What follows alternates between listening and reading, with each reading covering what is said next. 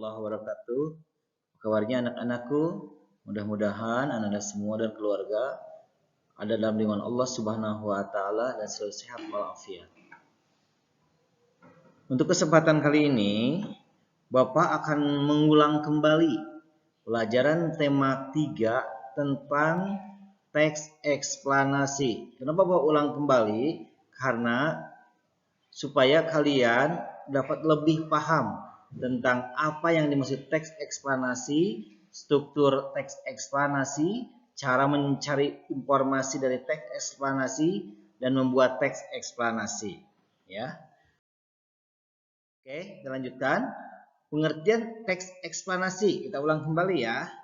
Teks eksplanasi adalah teks yang berisi penjelasan tentang suatu hal, baik itu tentang proses terjadinya fenomena alam, sosial, maupun budaya. Teks eksplanasi termasuk teks non-fiksi karena penyusunannya berdasarkan fakta atau data, bukan berdasarkan khayalan atau imajinasi. Jadi, ulang lagi, teks eksplanasi adalah teks berdasarkan fakta, bukan khayalan. Jadi, teks tersebut menjelaskan tentang terjadinya sesuatu yang benar-benar terjadi di dunia ini. Ya, baik itu teks tentang sosial, budaya, ekonomi, dan lain-lain. Ciri-ciri teks eksplanasi. Strukturnya terdiri dari pernyataan umum, deretan penjelas, dan kesimpulan. Informasi yang dibuat berdasarkan fakta atau faktual, bukan fiksi ya, bukan fiksi atau khayalan. Faktual tersebut yang bersifat ilmiah, contohnya tentang alam, sosial, dan budaya. Sifatnya informatif dan tidak berusaha untuk mempengaruhi pembaca untuk tidak percaya terhadap hal yang dibahas. Sekarang struktur teks eksplanasi dibagi menjadi 3 bagian, yaitu pernyataan umum, ya, satu pernyataan umum, yaitu pada teks eksplanasi berisi hal-hal yang bersifat umum. Pada pernyataan umum disampaikan informasi yang telah banyak diketahui orang dan disampaikan secara lugas. Yang kedua, deretan penjelas. Ya. Deretan penjelas dalam teks eksplanasi berisi informasi tambahan atau pendukung pernyataan umum. Jadi lebih memperjelas pernyataan umum. Di situ deretan penjelas. Yang ketiga, kesimpulan.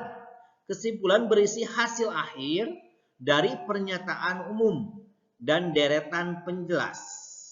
Namun, kesimpulan dalam teks eksplanasi bersifat pilihan, bukan keharusan.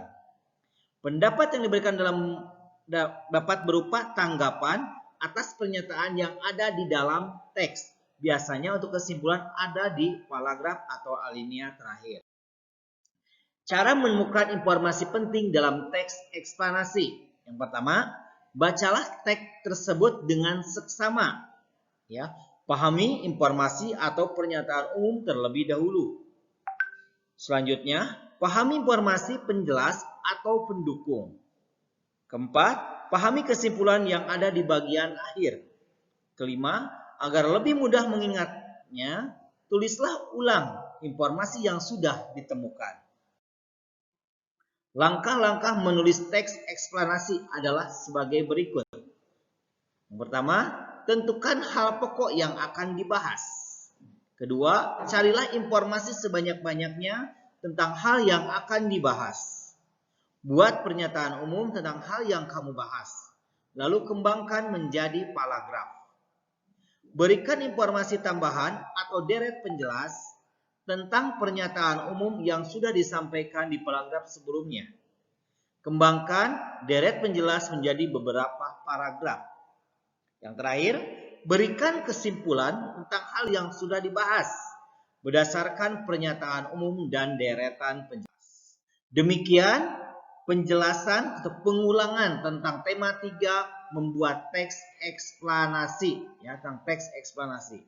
Selanjutnya, agar Anda lebih paham, kerjakan latihan ulangan tema 3 halaman 40 sampai dengan 42 bagian A dan B saja. Tulis jawabannya di buku tugas atau buku tulis, lalu fotokan tugas tersebut ke Bapak. ya, lewat WA. Demikian penjelasan dari Bapak, mudah-mudahan bermanfaat. Wassalamualaikum warahmatullahi wabarakatuh.